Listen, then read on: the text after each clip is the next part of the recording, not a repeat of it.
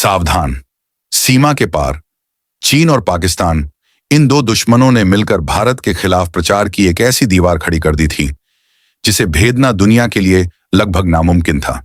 उनकी मंशा थी, पहले भारत पर हमला करो, फिर झूठ और दुष्प्रचार से दुनिया की आंखों में धूल झोंक दो।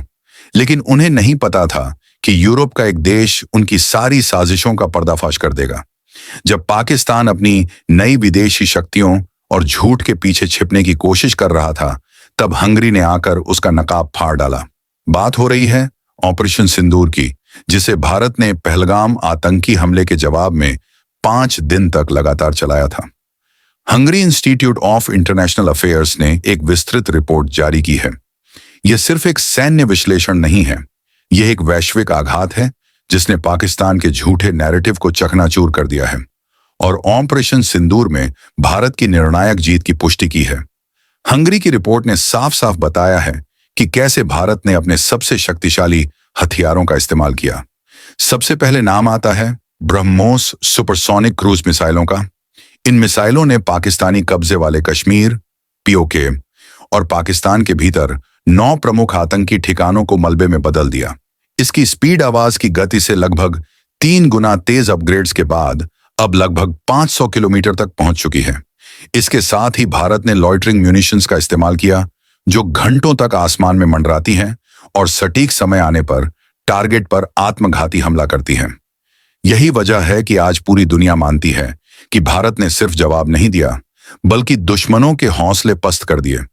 हंगरी की रिपोर्ट के सबसे विस्फोटक पन्ने वो हैं जहां भारत के प्रहार की तकनीकी श्रेष्ठता और दुश्मन की कमजोरी का जिक्र है।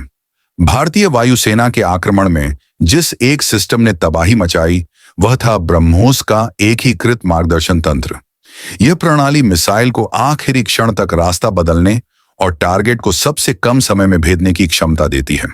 इस ऑपरेशन में Su-30 MKI जैसे लड़ाकू विमानों का इस्तेमाल हुआ, जिन्होंने दूर से ही मिसाइलें लॉन्च की, जिससे उन्हें पाकिस्तानी एयरोस्पेस में घुसने की जरूरत ही नहीं पड़ी। इसे स्टैंड ऑफ कैपेबिलिटी कहते हैं। अब देखते हैं पाकिस्तान की क्या हालत हुई। दोस्तों, हंगरी ने साफ किया कि पाकिस्तान का हवाई जवाबी हमला पूरी तरह अंधा और घबराहट में किया गया था। जहां भारत ने सटीक हथियारों का इस्तेमाल कर शून्य नागरिक हताहतों के साथ आतंकी ठिकानों को ध्वस्त किया, वहीं पाकिस्तान ने बिना सोचे समझे हवाई फायरिंग की। रिपोर्ट के मुताबिक भारतीय वायुसेना ने सबसे बड़ी हवाई लड़ाई में 600 से ज्यादा पाकिस्तानी ड्रोन्स और 5 पाकिस्तानी लड़ाकू जेट्स को धूल चटा दी। सबसे ज्यादा शर्मिंदगी पाकिस्तान को अपनी हवाई सुरक्षा में झेलनी पड़ी, जब उसके पुराने हो चुके राडार सिस्टम भारत के आधुनिक जैमिंग और इलेक्ट्रॉनिक वॉरफेयर के सामने घुटने टेक गए। रिपोर्ट ने साफ साफ कहा कि पाकिस्तान का सस्ता जेट JF-17 भारतीय मिराज और Su-30 के सामने कहीं नहीं टिक पाया। इतना ही नहीं, भारत ने अपने upgraded L-70 drone killer guns का इस्तेमाल कर पाकिस्तान के ड्रोनों को हवा में ही जलाकर राख कर दिया। यह दिखाता है कि भारत की तैयारी सिर्फ बड़े हमलों के लिए नहीं थी, बल्कि हाइब्रिड वॉरफेयर के लिए भी थी, जिस पर पाकिस्तान बहुत निर्भर रहता है। ऑपरेशन सिंदूर का रणनीतिक प्रभाव केवल LOC तक सीमित नहीं रहा। दुश्मन की चाल थी पहाड़ी इलाकों में घुसपैठ को बढ़ाना और फिर भारत को लंबी घिसाव वाली लड़ाई में फंसाना। वे समझते थे कि भारत POK के अंदर घुसकर तुरंत जवाब नहीं देगा, लेकिन हंगरी की रिपोर्ट ने बताया कि भारत ने इस रणनीति को कैसे पलटा। भारत ने LAC और LOC के पार एक साथ हमला करके यह संदेश दिया कि वह अब किसी भी आतंकी हमले को डिटेरेंस के साथ जवाब देगा। इस ऑपरेशन का सबसे बड़ा फोकस था POK में आतंकी ठिकानों को ध्वस्त करना। इन ठिकानों का इस्तेमाल जम्मू कश्मीर में घुसपैठ के लिए किया जाता था। ब्रह्मोस और लॉइटरिंग म्यूनिशंस के सटीक हमले ने न सिर्फ इन ठिकानों को तबाह किया, बल्कि वहां बैठे दुश्मन के कमांड और कंट्रोल नेटवर्क को भी तोड़ दिया। हंगरी ने जिस चीज को सबसे खतरनाक बताया, वह है चीन की नई चाल। चीन अब पाकिस्तान को J-35 स्टील्थ लड़ाकू जेट और तुर्की बायर कटार अकिंसी हाई ऑल्टीट्यूड ड्रोन दे रहा है। यह एक दो स्तरीय खतरा है। J-35 रडार से बचकर लंबी दूरी से हमला कर सकता है, जबकि अकिंसी ड्रोन 24 घंटे तक हवा में रहकर मिसाइलों से वार कर सकता है। यह हिंद महासागर क्षेत्र में भारत के नेवल बेस पर भी दबाव बनाने की चीन पाकिस्तान की संयुक्त रणनीति का हिस्सा है।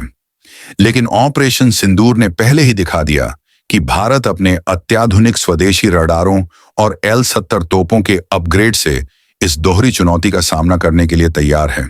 यह भारत की नई बढ़त है, सटीक मार और तकनीकी श्रेष्ठता। हंगरी की रिपोर्ट एक चेतावनी के साथ खत्म होती है, लेकिन भारत इस चेतावनी को अवसर में बदल रहा है। भारत का जवाब आत्मनिर्भर भारत और मेक इन इंडिया की शक्ति से प्रेरित है। भारत ने अब विदेशी हथियारों पर निर्भरता कम करके भविष्य की युद्ध तकनीक पर काम शुरू कर दिया है। हाइपरसोनिक मिसाइलें आवाज की गति से 5 गुना तेज उड़ती हैं, जिनका पता लगाना और उन्हें मार गिराना लगभग असंभव होता है।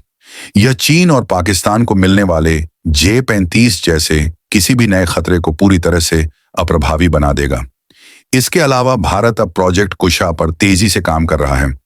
यह भारत का अपना S-400 class air defence shield होगा, जो आर्टिफिशियल इंटेलिजेंस पर आधारित होगा।